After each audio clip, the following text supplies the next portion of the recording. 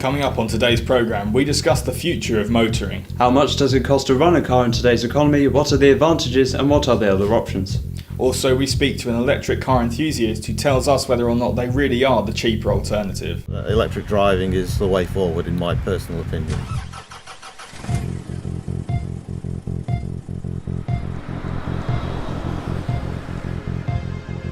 The electric car industry continues to find its footing with Tesla's introduction of the Model S, capable of a range of over 250 miles.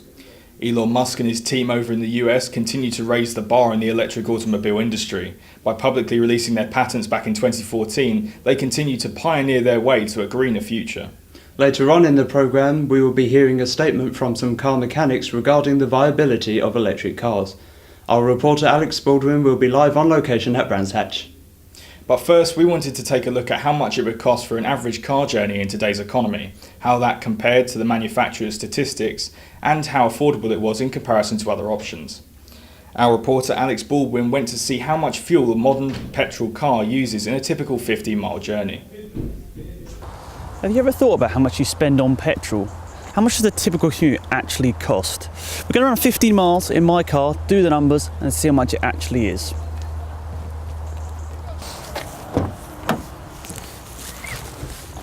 So according to official figures, this car will do 43.5 miles to the gallon. Of course, that's on a rolling road in a controlled environment, so we're probably never going to be able to exactly match that, but we'll give it our best shot.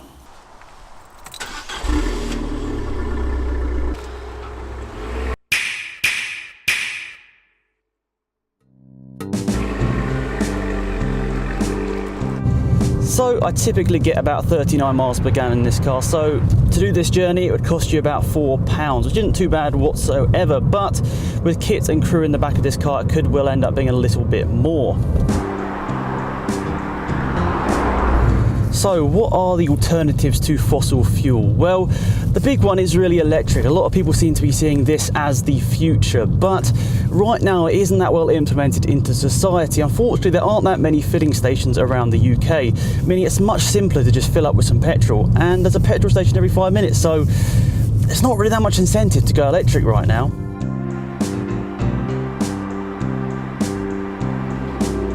However, through our research for this project, we found that possibly in the next 50 years we might not have any petrol or diesel left, which begs the question, should we come up with an alternative sooner?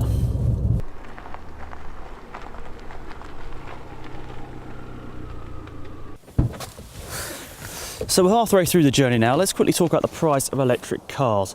So let's compare the basic Volkswagen Golf to its electric cousin. The basic Volkswagen Golf starts at £18,000, the petrol version. If you compare that to the electric version, that's £28,000, including the government grant. Then you've got a home charging station and additions to your electricity bill. Is it really worth it? We recently interviewed an electric car enthusiast who told us now is the perfect time to invest in an electric car. Right now is the perfect time to buy or own an electric car. The reason being, because we now have a fully nationwide charging infrastructure available for electric cars, and the government is providing us with subsidies for electric cars, which will go away over the next few years. So right now it's a cost incentive. It's actually cheaper to run an electric car. Much cheaper. I used to spend £250 a month on diesel. Now I'm saving that £250. You could use it to actually buy an electric car. Electric driving is the way forward, in my personal opinion. So how much would it cost you to run an electric car? Let's look at the UK's highest selling electric car, the Nissan Leaf. It costs you £3 to fully charge, and if you compare that to Nissan's similarly sized petrol car, the Micra, that costs £48 to fill up. However, you must consider the range of both of these cars. The electric Leaf has a range of 155 miles, while the petrol Micra has a range of 520 on a full tank, nearly 4 times as much as the electric model.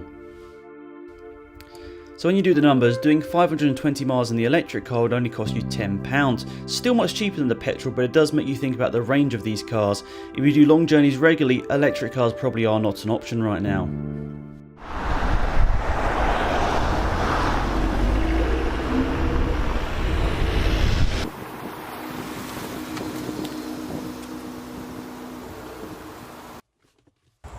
So that is our journey completed.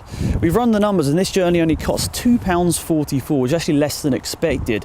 So it really makes you think, when a petrol car is so cheap to run, what's the point of going electric?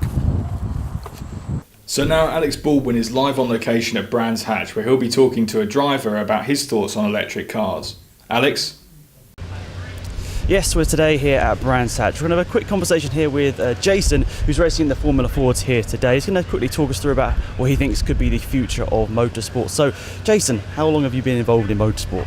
Well, I've grown up with it all my life. My father started a team way back in the early 70s when it started racing, and back in about 1994 I started racing, so that's, 23 years is that? So yeah, so quite a while. So, over time, surely motorsport has become a little bit more expensive. How much sort of per weekend would you say you sort of spend maybe on petrol for this car? Well, something like petrol, it's not a lot of money because you're not actually out on circuit for that much time. So I'd say probably around about £25 for a qualifying session and a race. They are more fuel thirsty than a normal road car, but you don't actually spend a lot of time driving them. So It's not that. So that's interesting. So over time, as you say, you've been racing for a few years now. Would you say the price has gone up over time, or has it been pretty consistent? It's been fairly consistent depending on the level that you race at. This car I've been running at club level for a few years now, and the prices haven't changed dramatically since when I started racing in the mid-90s. But that said, you can still spend £1,000–2,000 for a weekend's racing, and then if you hit something and bend something, that's when it starts to get more expensive. So, moving on to maybe like the future of motorsport and where you see it might be going. So, the rise of electric cars on the road. Could you ever see that coming to motorsport? I mean, we've got Formula E right now, which is sort of pinnacle of electric motorsport. Could we see that filter down to maybe Formula Ford level? I think absolutely. I think. As engineering develops and as more of the top level motorsport moves to electricity, then I can see that engineering coming down. I don't think something like Formula Ford will necessarily disappear. We'll probably have a race weekend where the main event is an electric powered single seater of some sort, and we'll come on after lunchtime and make a lot of noise.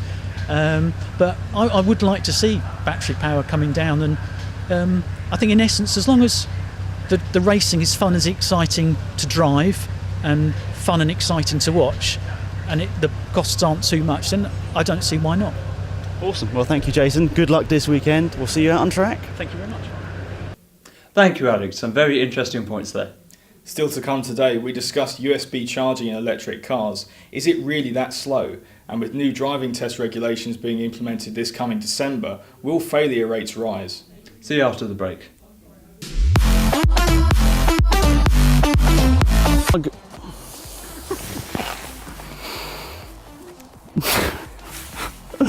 I remember my life. Hold it up, don't be a proper vlogger, you got to do it up there.